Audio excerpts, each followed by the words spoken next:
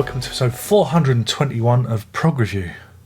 And today I'm talking about The Joy of Molybdenum by the Trey Gunn Band. This was released in 1st of January 2000, all those years ago. I remember when it came out. I used to listen to this one on the train a lot, on my old CD Walkman. Those were the days, I had a big jacket pocket, you see, very big jacket pocket. And this is his third studio album, I think. I don't know, it might be more. But it's the first under the Trey Gunn Band moniker, and the only one, unless you talk about the diary. I don't know why I bothered doing this. I just end up talking myself into a hole. Molybdenum, Molybdenum. It is a silvery grey element. It's number 42 on the periodic table, which for 42 it's the meaning of life, the universe, and everything. And it's trace element of it is crucial to the survival of all animal life. Education, that's what you come here for. Edumacation, and I give it to you in spades, my son, in spades. So this album, it's more of a progression of what Trey Gunn was doing. I don't know if you're familiar with his work. He was in King Crimson, you see. I'm doing this kind of accidental, very loose King Crimson alumni thread in the old Prog Review at the moment. And Trey Gunn, Trey Gunn was in King Crimson, wasn't he? He was in King Crimson from 95 to 2003. That's it. And he played the war guitar, or Chapman stick type thing. So it was more of a progression of what he was doing with 1000 Years and Third Star. I should really make notes. But there's no vocal tracks on this one. It's purely instrumental. And he's gone for a more Middle Eastern infused vibe with this. One of the criticisms I had of it when I was listening on my old Discman, it had a very kind of brittle sound to it. But over the years, my ears have become attuned to the album.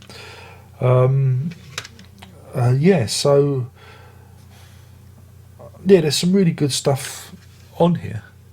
It's all instrumental. So how do you describe instrumental tracks? This is the thing. I lead myself down a cul-de-sac again, trying to explain. It's very Middle Eastern, in its outlook. Again, the joy of why did he call it like Return of John Smith or something? It'd be easier. It would have come off the tongue a bit easier. The joy of Molybdenum kind of signposts exactly what this album is. And again, the album, it has what's the word? It goes at one speed. All the tracks are very, very. They're all cast in the same bent. They're all of a muchness, but not in a bad way. Because I kind of enjoy this kind of stuff. You see, it's all very, very rhythmic, and like I say, very ethnic inspired. Again, he says you've got Bob Muller. He's on the drums, but he also plays this is how you know it's ethnic, because he's playing the tabla, the bandir, the darbuka, the bodhran, the dumbek, the gamelan drum, and some shakers as well. I think.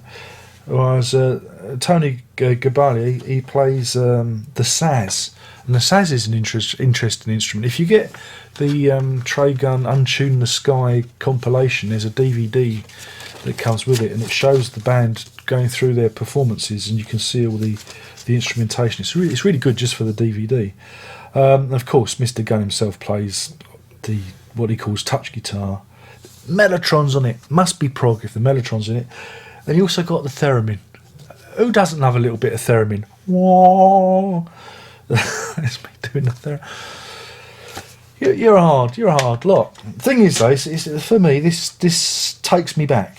This takes me back to a time when I was a productive young sprout. And like I said, I was working, and I was on the tube, doing the tube thing, and this got me through many delays, and because I don't like the tube. I've never really told you about my problems with the tube. I have panic attacks. I'm all right when I'm above ground. But when I go underground and it gets stuck and there's lots of people, I get a little bit, I don't like being closed in. So this kind of stuff really helped me get through that. I kind of lost myself in the music, and yeah, I mean, I really like it. I mean, of all the Trey Gunn stuff, this one was the most. Well, Third Star comes a second, but this really does. It's a quality product. It really did distill all the things he was doing into the one statement, and I really did enjoy this album. It's just a shame some of the songs are so hard to say, like that last one, Chihiliki Hilly Maddie. I can't even say it. That's why they do it. He did this just so I couldn't say it.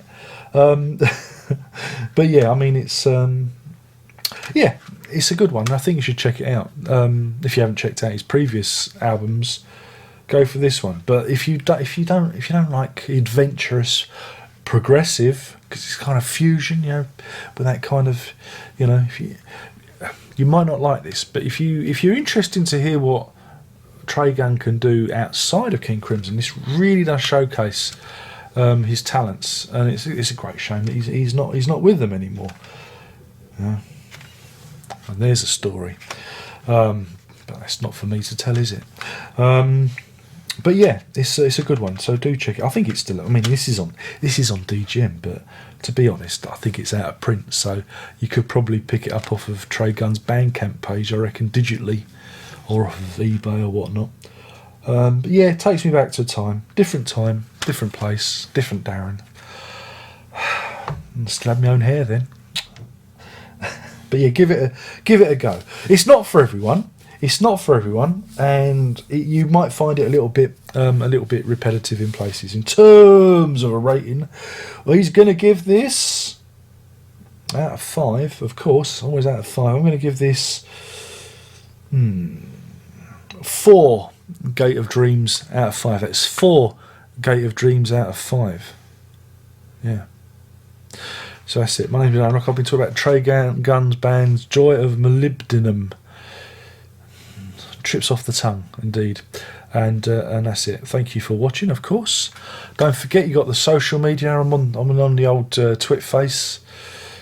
Google Plus, God knows what do we use that for? patreon.com/lock. There's the music.darrenlock.com. You can go there and listen to tunes, and you can even buy stuff if you're fucking a bit crazy in the head. On iTunes as well. iTunes, I'm on the iTunes. Search me if you're on the iTunes. And yeah, until the next time, there's only one more thing to say. Just for you, I must admit, you are looking rather attractive today. Prog on.